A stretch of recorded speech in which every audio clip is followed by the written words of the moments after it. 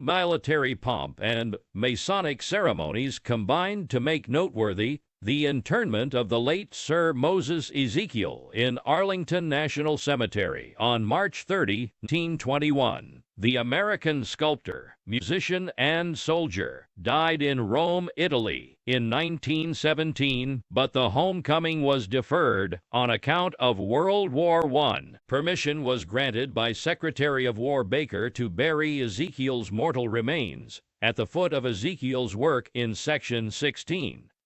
The ceremony marked the first funeral at the Arlington National Cemetery Memorial Amphitheater. The ceremony attracted a large throng, including the Ezekiel family from Cincinnati, 8 cadet officers from the Virginia Military Institute, where Sir Moses was a cadet during the fratricidal war between North and South, served as a guard of honor. After a memorial ceremony the night before, the afternoon funeral and internment services included reading of President Harding's letter by Marion Butler, address by Secretary of War John W. Weeks, tribute entitled Sir Moses Ezekiel as an Adopted Son of Italy by Rolandi Ricci, the Italian ambassador to the United States. Pallbearers were Edwin A. Alderman, president of the University of Virginia, Congressman Nicholas Longworth of Ohio, for whom the House Office Building on Capitol Hill is named, Culbert Powell Minigirode, director of the Corcoran Gallery, Congressman R. Walton Moore of Virginia, Reed Williams, Assistant Secretary of War in the Wilson administration, and George J. Zolnay, sculptor and president of the Washington Art Club. In his letter, President Harding characterized Ezekiel as a great Virginian, a great artist, a great American, and a great citizen of world fame. Ezekiel will be remembered, the president wrote, as one who knew how to translate the glories of his own time and people into that language of art which is common to all peoples and times. He served his state in the conflict that threatened to divide, and that at last served to unify our country. He accepted the verdict of the Civil War's arbitrament with all that fine generosity that has been characteristic of both the North and South, and the splendid product of his art, that here testified to our nation's reunion, will stand from this day forth as guardian over his ashes, the monument before which you are today laying his dust for its eternal rest.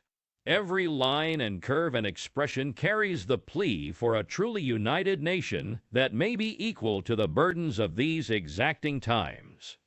It speaks to us the ardent wish, the untiring purpose to help make our people one people, secure in independence, dedicated to freedom, and ever ready to lend the hand of confident strength in aid of the oppressed and needy. It is the memorial of reunited America, the testimony to the tradition of indissolute union, the shrine to which are gathered today and will gather through years to come those who would dedicate themselves to the ideal of unselfish, enlightened, upstanding Americanism as a force for our country's maintenance and all humanity's betterment. Washington Centennial Lodge, number 14 F and AM, officiated in the Blue Lodge rites. An eloquent tribute to the memory of the distinguished artist was made by Rabbi David Phillipson of Cincinnati, who also made the closing prayer under the watchful eye of VMI cadets who guarded their brother in arms,